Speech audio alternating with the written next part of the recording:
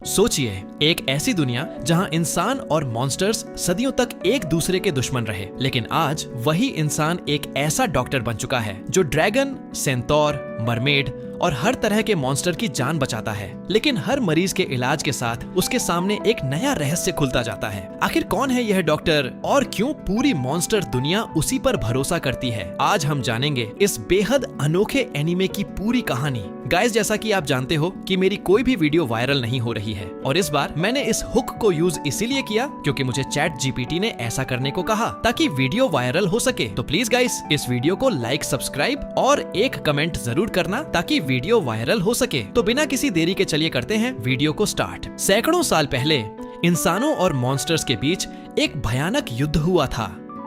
यह युद्ध इतने लंबे समय तक चला कि आखिर में दोनों पक्ष यह तक भूल गए कि वे लड़ किस वजह से रहे थे। लगभग 100 वर्षों तक चले इस संघर्ष के बाद सभी ने फैसला किया कि अब शांति से रहना ही बेहतर है। इसी तरह इंसानों और मॉन्स्टर्स के बीच शांति स्थापित हो गई। कई साल बाद कहानी हमें एक ऐसे शहर में ले जाती है जहां इंसान और मॉन्स्टर्स साथ रहते हैं। यहां एक युवा मानव डॉक्टर ग्लेन लिटाबाइट और उसकी सहायक सेफेंटाइट नाइक्स रहते हैं। सेफेंटाइट आदि इंसान और आधी सांप जाति की मॉन्स्टर है।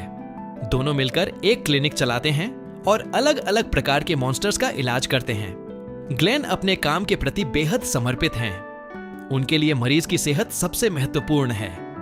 जब भी कोई इलाज जरूरी होता है, वे बिना किसी हिचकिचाहट के मरीज की मदद करने के लिए तैयार रहते हैं। एक दिन उनकी क्लिनिक में एक मिनोटॉर महिला जांच के लिए आती है। जांच के दौरान ग्लेन पता लगाते हैं कि उसकी तबीयत खराब होने की असली वजह बीमारी नहीं बल्कि गर्भावस्था है। यह खबर सुनकर मरीज और उसके परिवार को राहत मिलती है। दिन भर की जांच पूरी होने के बाद ग्लेन को अपने गुरु डॉक्टर कथुल्ही का संदेश मिलता है। डॉक्टर कथुल्ही एक प्रसिद्ध चिकित्सक हैं और उन्हें कुछ समय के लिए शहर से बाहर जाना होता है। इसलिए वे ग्लेन से अनुरोध करती हैं कि उनकी अनुपस्थिति में एरिना के खिलाड़ियों का स्वास्थ्य परीक्षण कर दें।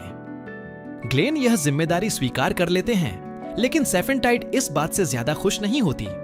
वह ग्लेन की बहुत परवाह करती है और नहीं चाहती कि वह जरूरत से ज्यादा अपने मरीजों में उलझ जाए।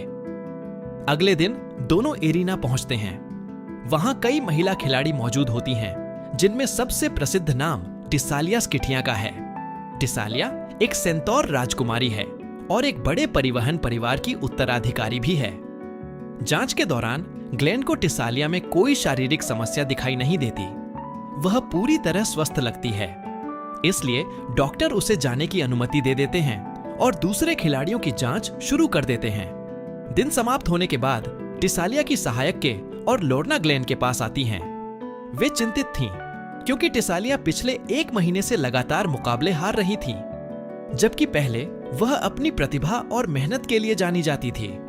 ग्लेन को अपनी जांच पर पूरा भरोसा था, लेकिन फिर भी वह स्थिति को बेहतर समझने के लिए टिसालिया का मुकाबला देखने का फैसला करते हैं। अगले मुकाबले में भी टिसालिया हार जाती है। इस बार ग्लेन को समस्या समझ में आ जाती है। असल में टिसालिया अपनी शाही परंपराओं के कारण कुछ विशेष लोहे के खुरों का उपयोग नहीं कर रही थी, जिससे उसके संतुलन पर असर पड़ रहा था। उसी शाम ग्लेन, सेफेंटाइट और उसकी दोनों सहायिकाएं टिसालिया से मिलते हैं। डॉक्टर उसे विशेष लोहे के खुर पहनने की सलाह देते हैं। शुरुआत में टिसालिया इस बात से नाराज होती है, लेकिन अगले ही दिन जब वह मुकाबले में उतरती है तो लंबे समय बाद जीत हासिल कर लेती है। इसी दौरान हमें ग्लेन और सेफेंटाइट की पुरानी कहानी भी पता चलती है। युद्ध के समय सेफेंटाइट को उसके परिवार ने इंसानों के साथ हुए समझौते के तहत बंधक के रूप में ग्लेन के परिवार के पास भेजा था। शुरुआत में दोनों अलग अलग दुनिया से थे, लेकिन समय के साथ वे अच्छे मित्र बन गए। जब युद्ध समाप्त हुआ तो सेफेंटाइट अपने घर लौट गई। कई साल बाद संयोग से दोनों एक ही मेडिकल कॉलेज में मिले और उनकी दोस्ती फिर से शुरू हो गई। बाद में उन्होंने साथ मिलकर डॉक्टर बनने का फैसला किया। कुछ समय बाद ग्लेन और सेफेंटाइट शहर के प्रसिद्ध जलमार्ग क्षेत्र में दवाइयों और जरूरी सामान की खरीदारी करने निकलते हैं। यह स्थान विशाल जलमार्गों और नावों के कारण बेहद सुंदर दिखाई देता है। यहीं उनकी मुलाकात लुलाला नाम की एक मरमेड गायिका से होती है। लुलाला लोगों के लिए गीत गाकर अपना जीवन यापन करती थी। ग्लेन को बातचीत के दौरान महसूस होता है कि लुलाला की आवाज में कुछ परेशानी है।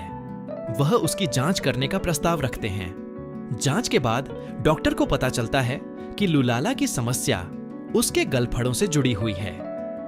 लंबे समय तक पानी से दूर रहने के कारण उसे स्वास्थ्य संबंधी कठिनाइयां होने लगी थीं। लुलाला बताती है कि उसके पिता के गायब होने के बाद उसे परिवार की जिम्मेदारी संभालनी पड़ी, इसलिए वह लगातार काम कर रही थी।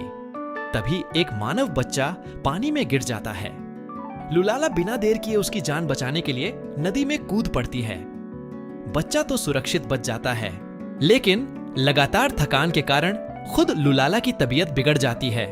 ग्लेन तुरंत उसकी मदद करते हैं और आवश्यक चिकित्सकीय सहायता प्रदान करते हैं। कुछ समय बाद लुलाला पूरी तरह स्वस्थ हो जाती है। इलाज के बाद उसे शहर की परिषद में गायिका के रूप में नौकरी भी मिल जाती है। अब उसकी आर्थिक स्थिति पहले से कहीं बेहतर हो चुकी थी और वह अपने परिवार की अच्छी तरह देखभाल कर सकती थी। इधर शहर के दूसरे हिस्से में एक रहस्यमय योद्धा कुछ अपराधियों का पीछा कर रही थी। पीछा करते समय उस पर अचानक हमला हो जाता है। अगले दिन डॉ ग्लेन और सैफेनटाइट को शहर की शासक लेडी स्काडी ड्रैगनफेल्ट और उनकी अंगरक्षक कुनाई जेनोव मिलने आती हैं। स्काडी बताती हैं कि पिछली रात अपराधियों से लड़ाई के दौरान कुनाई का एक हाथ खो गया था। अब वे चाहती थीं कि डॉक्टर उसे वापस जोड़ने में मदद करें, लेकिन कुनाई डॉक्टरों पर भरोसा नहीं करती थी। अतीत में उसके कुछ बुरे अनुभव रहे थे, इसलिए उसने ग्लेन की मदद लेने से साफ इनकार कर दिया। हालांकि ग्लेन ने हार नहीं मानी। उन्हें महसूस हो रहा था कि कुनाई को वास्तव में मदद की जरूरत है। कुनाई डॉक्टरों की मदद लेने से इनकार कर चुकी थी, लेकिन वह अपने खोए हुए हाथ को ढूंढने के लिए खुद ही निकल पड़ती है। रास्ते में उसे वही अपराधी दिखाई देते हैं जिन्होंने उस पर हमला किया था। वह उनका पीछा करने लगती है ताकि अपने हाथ के बारे में जानकारी जुटा सके, लेकिन इस बार भी अपराधी जाल बिछाकर उसका इंतजार कर रहे थे। अचानक हुए हमले में कुनाई को एक और गंभीर चोट लगती है और उसका एक पैर भी शरीर से अलग हो जाता है। दूसरी तरफ ग्लेन कुनाई के खोए हुए हाथ की तलाश में शहर के अलग अलग हिस्सों में घूम रहे थे। इसी दौरान उनकी मुलाकात टिसालिया से होती है, जिसे रास्ते में कुनाई का पैर मिला था। ग्लेन पैर की जांच करते हैं और उन्हें कुछ असामान्य दिखाई देता है। जिस तरीके से शरीर के अंगों को जोड़ा गया था, उससे लगता था कि यह काम किसी पेशेवर डॉक्टर ने नहीं किया था। इसी बीच आगे बढ़ते हुए ग्लेन की मुलाकात लुलाला से होती है। संयोग से उसे कुनाई का हाथ मिला था। वह हाथ ग्लेन को सौंप देती है और उम्मीद करती है कि डॉक्टर इसकी मदद से असली मालिक तक पहुंच सकेंगे। उधर कुनाई बुरी तरह घायल अवस्था में शहर की एक दीवार के सहारे बैठी थी, लेकिन उसे सबसे ज्यादा परेशान कर रही थीं उसके मन में गूंजती आवाजें, क्योंकि उसका शरीर अलग अलग लोगों के अंगों को जोड़कर बनाया गया था, इसलिए वह हमेशा एक अजीब मानसिक दबाव महसूस करती थी। कुछ देर बाद ग्लेन उसे ढूंढ लेते हैं। कुनाई फिर से उनकी मदद ठुकराने की कोशिश करती है, लेकिन ग्लेन हार नहीं मानते। एक डॉक्टर होने के नाते उनका मानना था कि घायल व्यक्ति की मदद करना उनका कर्तव्य है। ग्लेन बेहद सावधानी से कुनाई के शरीर की जांच करते हैं और फिर उसके हाथ तथा पैर को दोबारा जोड़ने का काम शुरू करते हैं। वे सिर्फ बाहरी हिस्सा ही नहीं जोड़ते, बल्कि शरीर के भीतर मौजूद रक्त नलिकाओं और तंत्रिका तंत्र को भी व्यवस्थित करते हैं। इलाज पूरा होने के बाद ग्लेन बताते हैं कि शायद उन्हीं गलत जोड़नों की वजह से कुनाई को लगातार मानसिक परेशानियां महसूस हो रही थीं। कुछ समय बाद कुनाई महसूस करती है कि उसकी स्थिति पहले से कहीं बेहतर हो गई है। पहली बार उसे लगता है कि कोई डॉक्टर वास्तव में उसकी मदद करना चाहता था। हालांकि वह अब भी कम बोलती है, लेकिन जाते समय वह ग्लेन का धन्यवाद जरूर करती है। कुछ दिन बाद क्लिनिक में एक नया मामला सामने आता है। सैफेनटाइट की एक मित्र को सड़क पर एक हार्पी का अंडा मिला था। वह उसे सुरक्षित रखने के लिए क्लिनिक में छोड़ जाती है। ग्लेन अंडे की जांच करते हैं और पता लगाते हैं कि यह एक परित्यक्त अंडा है जिसे किसी ने छोड़ दिया था।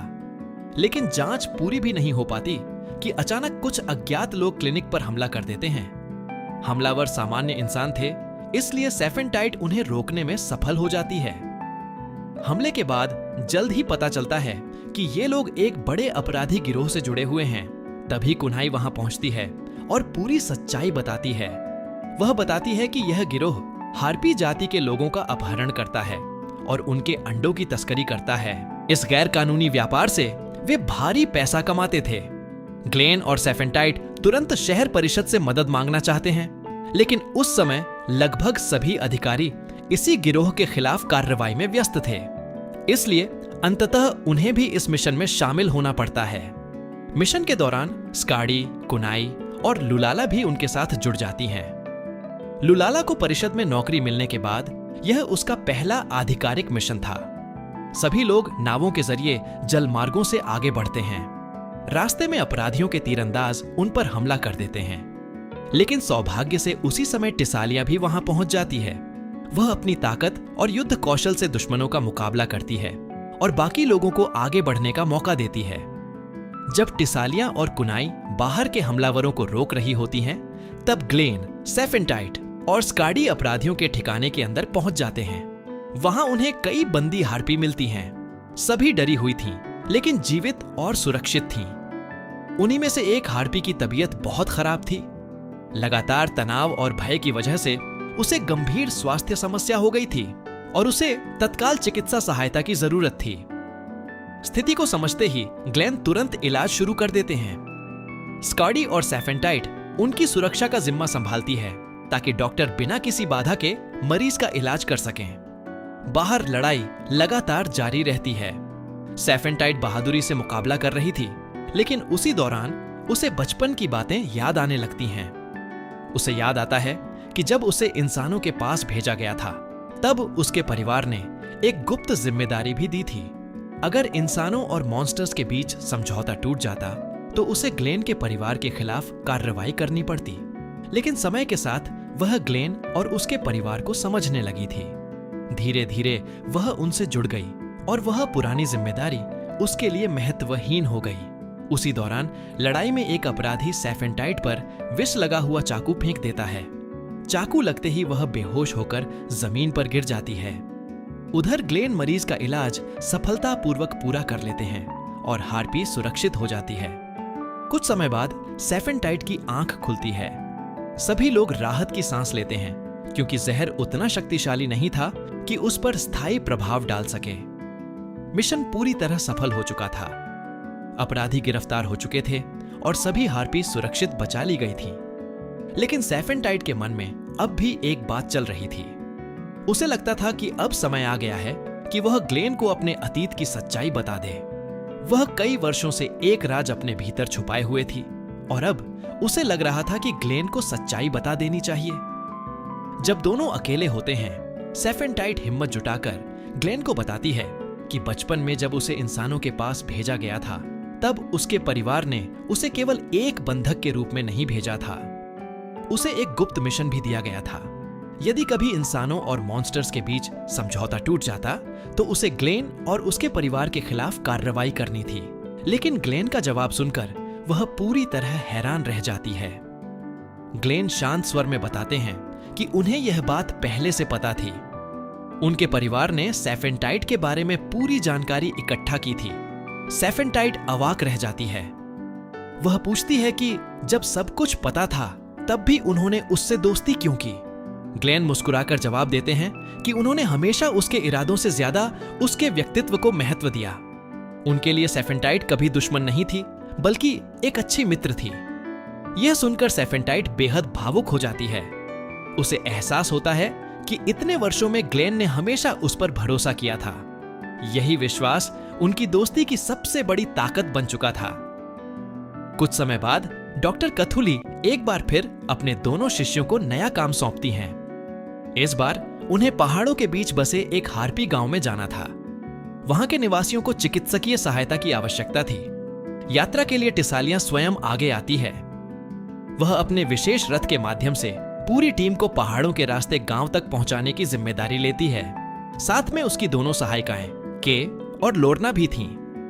यात्रा आराम से चल रही थी कि अचानक पहाड़ी रास्ते पर भूस्खलन शुरू हो जाता है। विशाल चट्टानें नीचे गिरने लगती हैं। टिसालिया को बचाने की कोशिश करते समय के घायल हो जाती है। हालात गंभीर दिख रहे थे, लेकिन उसी समय कुछ नर हार्पी वहां पहुंच जाते हैं। वे घायल के को उठाकर अपने गांव ले जाते हैं, जबकि बाकी लोग भी धीरे धीरे वहां पहुंच जाते हैं। गांव पहुंचने के बाद ग्लेन तुरंत के की जांच करते हैं। शुरुआती हालत देखकर सभी चिंतित थे, लेकिन विस्तृत परीक्षण के बाद डॉक्टर बताते हैं कि चोट उतनी गंभीर नहीं है जितनी दिखाई दे रही थी। उसे आराम की आवश्यकता थी और कुछ दिनों में वह पूरी तरह ठीक हो सकती थी। यह खबर सुनकर सभी राहत महसूस करते हैं, लेकिन ग्लेन को आराम करने का मौका नहीं मिलता। हार्पी गांव में अनेक लोग अलग अलग समस्याओं के साथ उनकी क्लिनिक में आने लगते हैं। कोई पंखों की परेशानी लेकर आता है, कोई मांसपेशियों के दर्द की शिकायत करता है और कोई नियमित स्वास्थ्य जांच करवाने आता है। पूरे दिन ग्लेन लगातार मरीजों का इलाज करते रहते हैं। शाम को जब काम खत्म होता है, तब ग्लेन थोड़ी देर के लिए बाहर टहलने निकलते हैं। वहीं उनकी मुलाकात लोर्ना से होती है। लोर्ना कुछ परेशान दिखाई दे रही थी। ग्लेन उससे बातचीत करते हैं और महसूस करते हैं कि समस्या शारीरिक नहीं बल्कि मानसिक है। वह सामान्य रूप से काम करने की कोशिश करती है, लेकिन उसका ध्यान बार बार भटक जाता है। इसके कारण उसके काम पर भी असर पड़ रहा था।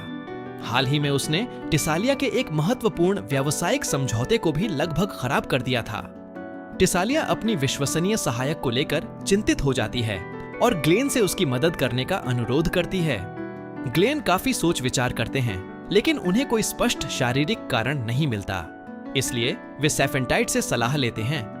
दोनों मिलकर स्थिति का विश्लेषण करते हैं और समझते हैं कि लोर्ना को मानसिक रूप से अधिक स्थिर वातावरण की आवश्यकता है। उसे अपने आसपास स्पष्ट दिशा निर्देश और व्यवस्थित जिम्मेदारियां मिलने पर ज्यादा आत्मविश्वास महसूस होता है। ग्लेन इसी आधार पर एक उपचार योजना तैयार करते हैं। वह लोर्ना को कुछ विशेष अभ्यास और नियंत्रित परिस्थितियों में कार्य करने की सलाह देते हैं, ताकि उसका ध्यान एक जगह केंद्रित रह सके। कुछ समय बाद यह तरीका काम करने लगता है। लोर्ना पहले की तुलना में अधिक शांत और आत्मविश्वासी महसूस करने लगती है। उसका ध्यान भी बेहतर हो जाता है और वह अपनी जिम्मेदारियां पहले की तरह निभाने लगती है। जब टिसालिया, के और लोर्ना देखते हैं कि ग्लेन ने एक बार फिर समस्या का समाधान कर दिया है, तो वे डॉक्टर की बहुत प्रशंसा करते हैं। तीनों को महसूस होता है कि ग्लेन केवल एक अच्छे चिकित्सक ही नहीं, बल्कि एक ऐसे व्यक्ति भी हैं जो अपने मरीजों को वास्तव में समझने की कोशिश करते हैं। यह योजना सफल होती दिखाई देती है और दोनों पक्षों के लिए लाभदायक साबित होने वाली थी। धीरे धीरे गांव का माहौल भी पहले से अधिक खुशहाल हो जाता है। उधर ग्लेन को अब भी अंदाजा नहीं था कि उनकी देखभाल और दयालु स्वभाव की वजह से कई लोग उनके प्रति विशेष सम्मान और लगाव महसूस करने लगे थे।